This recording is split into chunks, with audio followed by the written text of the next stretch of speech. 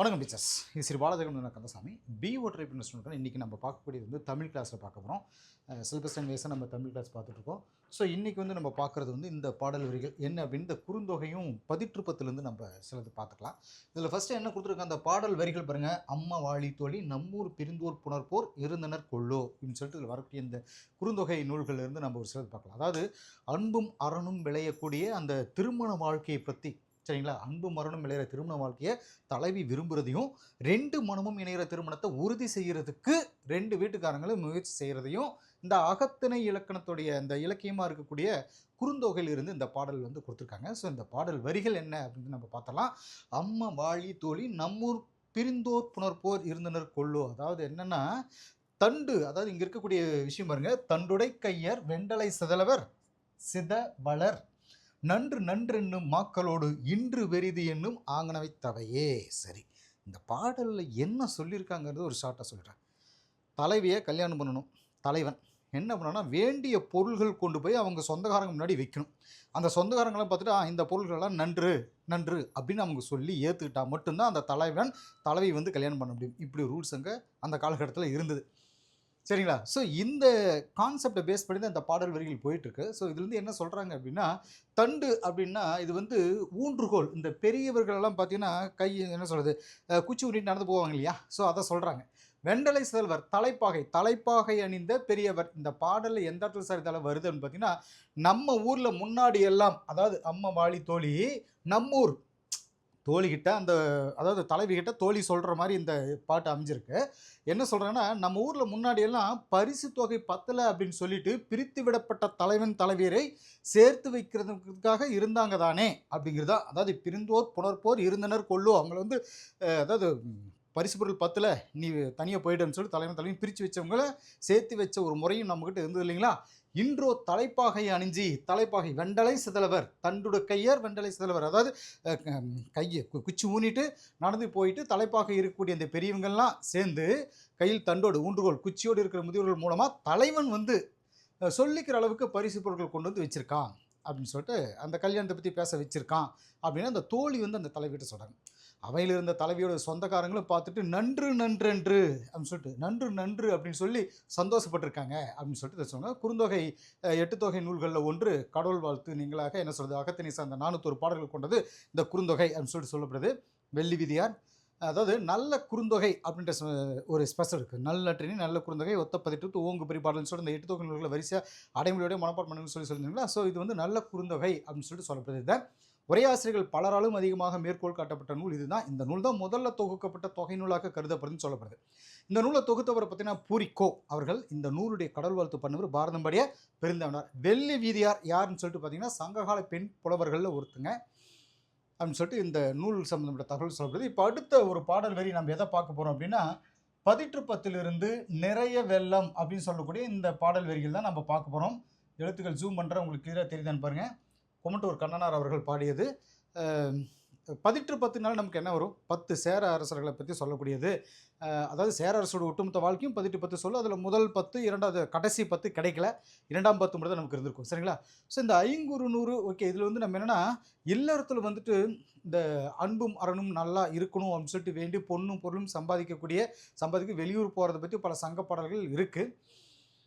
மக்கள் வாழ்க்கையோடு இருந்த மலர்கள் தலைவனுடைய வரைவை அறிவிக்கிற அந்த பாடல் பற்றி நிறைய சொல்லப்படுது. ஆடுகம் விரைந்தே அப்படிங்கிற தலைப்பில் வந்து பார்க்கலாம். அதாவது காயா கொன்றை நெய்தல் முல்லை போதவில், அதாவது முட்டு அப்படின்னு சொல்லிட்டு தளவமோடு பிடவலர்ந்து அப்படின்னு சொல்லிட்டு இந்த 500 பாடல் வரிகள் இருக்குது.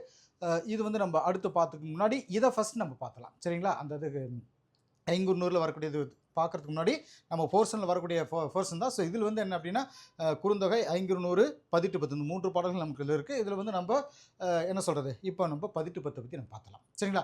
சரி, இப்போ இந்த பதிற்றுப்பத்தில் என்ன சொல்கிறாங்க அப்படின்னா, இந்த நிறைய வெள்ளம் அப்படின்னு சொல்லிட்டு ஒன்று இருக்குது பார்த்தீங்களா? இந்த நிறைய வெள்ளம் அப்படிங்கிறது வந்து ஒரு அரசன் படையெடுத்து போருக்கு போகிறான்னு வச்சுக்கோங்களேன்.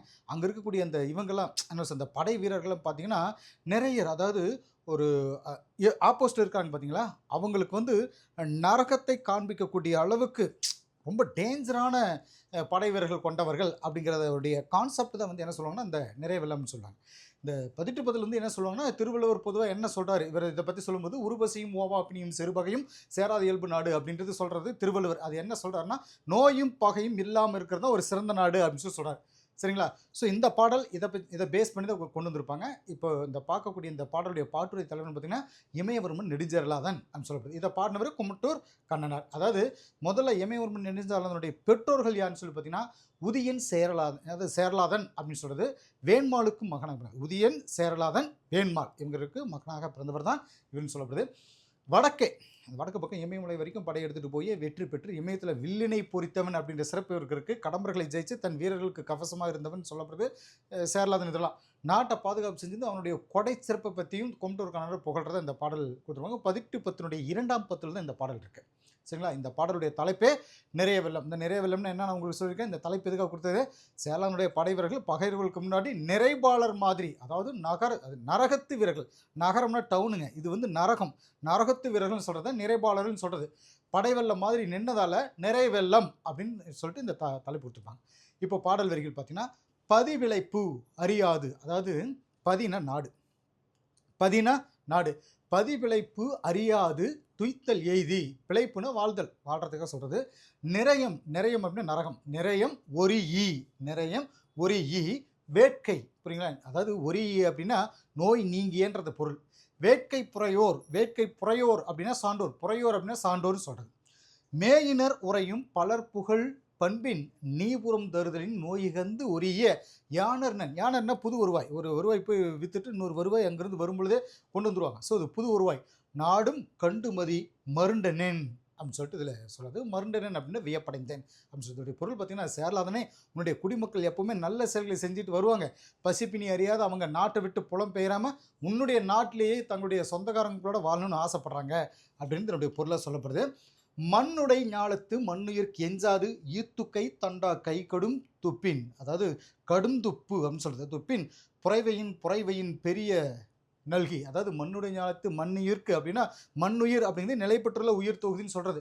எஞ்சாது ஈத்துகை தண்டா ஓயாத, தண்டு அப்படின்னு ஓயாத அப்படின்னு சொல்லிட்டு இந்த இடத்துல மீனிங் எடுத்துக்கணும். தண்டா அப்படின்னு சொல்லிட்டு கைகொடும் துப்பின் புறைவையின் பெரிய நல்கி. என்னுடைய பொருள் பார்த்தீங்கன்னா, அந்த மாதிரியான குடிமக்களால் நீ போற்றப்படுவாய். இந்த பெரிய உலகத்தில் வாழக்கூடிய எல்லா உயிர்களுக்கும் இடைவெளி இல்லாமல், என்ன சொல்கிறது, புறைவையின் இடைவெளி இதாக இல்லாமல் கொடுக்கக்கூடிய பண்புடையவனே, ஏமம் ஆகிய சீர்கெழு விளைவின், ஏமம் அப்படின்னா பாதுகாப்பு, ஏமம் ஆகிய சீர்கெழு விளைவின் நெடியோன் அண்ணன் நல்லிசை ஒடியாமைனின் பண்புவள நயந்து, அதாவது நீ சான்றோர்களுக்கு அரிய பொருட்கள் கொடுப்பாய், எப்போதுமே விழாக்கள் நடக்கக்கூடிய நாட்டுக்கு நீ உரிமை உடையவன், நெடியோன் அப்படின்னு சொல்லிட்டு இந்த மாதிரியான புகழ் இருக்கிற உன்னுடைய நாட்டோட வளத்தையும் பகை நாட்டுடைய அழிவையும் பார்த்து வியப்படைந்தேன். அதாவது இங்கே புலவர்கள் என்ன பண்ணியிருப்பாங்கன்னா, இப்போ இந்த அரசன் ஒரு பக்கம் போர் தொடுத்துட்டு போகிறாருன்னு வச்சுக்கோங்களேன், அந்த எதிர்நாட்டு மன்னனுடைய அந்த பகுதியில் பார்த்தீங்கன்னா ஒரு நரகம் மாதிரி ஆகிடுமா, அந்த அளவுக்கு எதிரிகளை வீழ்த்தக்கூடிய வல்லமை கொண்டவன் இவன் அப்படின்னு சொல்லிட்டு இது எல்லாம் நான் பார்த்துட்டு வந்திருக்கேன் அப்படின்னு சொல்லிட்டு அந்த புலவர் வந்து சொல்கிறதாக இந்த தகவல் இருக்குது அப்படின்னு இந்த பாடல் இருக்குது. இந்த பகுதியில் ஒரு சில தகவல்கள் கொடுத்துருப்பாங்க. என்ன அப்படின்னா, ஒழுகு வண்ணம் அப்படின்னு சொல்லிட்டு, அதாவது ஒளிநய சந்தம் சொல்கிறது, ஒளிநய வேறுபாடுன்னு சொல்லப்படுறது. வண்ணந்தாமே நாளையதன்ப அப்படின்ட்டு தொல்காப்பியத்தில் சொல்லப்படுது. இருந்தாலும் எக்ஸாம்பிள் கேள்வி கேட்ட கான்செப்டுங்க. ஒழுகு வண்ணம் அப்படிங்கிறது ஒழுகிய ஓசையால் சொல்கிறது அப்படின்னு சொல்லப்படுது. ஒழுகு வண்ண மேசையில் ஒழுகும், மேசையின் ஒழுகும் அப்படிங்கிறது தொல்காப்பியனுடைய வரி. செந்தூக்கு அப்படின்னு சொல்லுவாங்க. தூக்கு அப்படிங்கிறது செய்யுள் அடிகளை வரையறை செய்கிறது. செந்தூக்கு அப்படிங்கிறது வஞ்சிப்பாவுடைய இறுதி அடி மாதிரியோ இல்லை ஆசிரியப்பாவுடைய இறுதி மாதிரியோ இருக்கும். சரிங்களா? இது வந்து வஞ்சி தூக்கே செந்தூக்கியற்றே, தொல்காப்பியம் இந்த மாதிரி எக்ஸாம்பிள் கேட்ட கேள்வி. வஞ்சி தூக்கே செந்தூக்கியற்றேன்னு சொல்கிறது. 8 தொகையில் அமைச்ச புறத்தனை நூல்கள் 1 18 சொல்கிறது. சேரமன்னர்கள் 10 பேரோட சிறப்புகளை பற்றி எடுத்து சொல்கிறதுன்னு சொல்கிறது. முதல் 10 பாடல்களும் கடைசி 10 பாடல்களும் கிடைக்கல. ஒவ்வொரு பாடலுக்கு பின்னாடியும் துறை, வண்ணம், தூக்கு, இப்போ நம்ம பார்த்தோம் இல்லைங்களா, தூக்கு, பாடலுடைய பேர் இதெல்லாம் கொடுக்கப்பட்டிருக்கும். சரிங்களா? பாடலில் வர்ற சிறப்பான சொல் அந்த பாடலுக்கு தலைப்பாக கொடுத்துருப்பாங்க. இப்போ நிறைய வெள்ளம் அப்படிங்கிறது நமக்கு தெரியும். அந்த படை வீரர்கள் வெள்ளம் மாதிரி குரூப்பாக வருவாங்க, நரக மக்கள் மாதிரி இருப்பாங்க அப்படின்னு சொல்லிட்டு நரகம் ஆக்கிடுவாங்க ஆப்போசிட்டில் இருக்கிறவங்க. ஸோ இது ஸ்பெஷல் வேர்டு, இந்த சிறப்பான சொல் எடுத்து அந்தந்த பாடல்களுக்கு தலைப்பாக வச்சுருவாங்க. சரிங்களா? 2ஆம் பத்தினுடைய பாட்டுரை தலைவன் இமயவர்மன் நெடுஞ்செயலாதன். இதை பாடின குமட்டூர் கண்ணனார் உம்பர்காட்டில் வந்துட்டு ஒரு 500 ஊர்களையும் தென்னாட்டு வருவாயில் பாதியும் பரிசாக பெற்றவர். இவர் அவ்வளோ சிறப்பு வாய்ந்தவர் குமட்டூர் கண்ணனார் அப்படின்னு சொல்லப்படுது. ஓகே டீச்சர்ஸ், அடுத்த ஒரு வீடியோவில் சந்திப்போம். தேங்க்யூ.